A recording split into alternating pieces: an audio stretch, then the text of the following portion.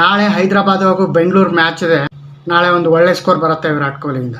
RCB management ಅವರು Jacob Bethell next ನಾಳೆ ಮ್ಯಾಚಲ್ಲಿ drop ಮಾಡ್ಬೇಕನ್ಸುತ್ತೆ. ಯಾಕಂದರೆ ಇಷ್ಟೊಂದು ಆಪರ್ಚುನಿಟಿ ಎಲ್ಲ ಕೊಟ್ಟು ಜೇಕಬ್ ಬೆಥೆಲ್ ಚೆನ್ನಾಗಿ ಮಾಡಿಲ್ಲ. ವೆಂಕಟೇಶ್ ಅಯ್ಯರ್ಗೆ ಅಪರ್ಚುನಿಟಿ ಕೊಡ್ಬೇಕನ್ಸುತ್ತೆ. ಅವ್ರಿಗೆ ಪ್ರಮೋಟ್ ಮಾಡಿ ವಿರಾಟ್ ಕೊಹ್ಲಿ ಜೊತೆಗೆ ಓಪನಿಂಗ್ ಮಾಡಿಸಿ ಹೆಂಗಾದರೂ ನಾಳೆ ಹೋಪ್ಫುಲಿ ಇವರು ರಜತ್ ಪತಿದಾರ್ ಇಂಜುರಿಯಿಂದ ಬ್ಯಾಕ್ ಬಂದರೆ 4th ಪ್ಲೇಸಲ್ಲಿ ಅವ್ರು ಆಡ್ತಾರೆ, ನಮ್ಮ ಪಡಿಕ್ಕಲ್ಲು 3rd ಪ್ಲೇಸಲ್ಲಿ ಆಡ್ತಾರೆ. ವೆಂಕಟೇಶ್ ಅಯ್ಯರು ವಿರಾಟ್ ಕೊಹ್ಲಿ ಜೊತೆಗೆ ಓಪನಿಂಗ್ ಮಾಡಿದರೆ ಚೆನ್ನಾಗಿರುತ್ತೆ.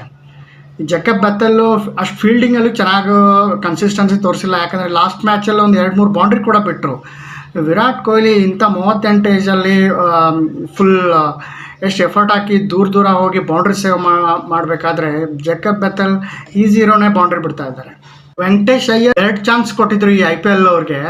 2 ಚಾನ್ಸ್ ಫುಲ್ ಚೆನ್ನಾಗಿ ಯೂಟಿಲೈಸ್ ಮಾಡ್ಕೊಂಡಿದ್ದಾರೆ. 2 ಚಾನ್ಸ್ 2 ಇನ್ನಿಂಗ್ಸಲ್ಲಿ ಚೆನ್ನಾಗಿ ಬ್ಯಾಟಿಂಗ್ ಆಡಿ ಮ್ಯಾಚನ್ನು ಗೆಲ್ಲಿಸಿದ್ದಾರೆ.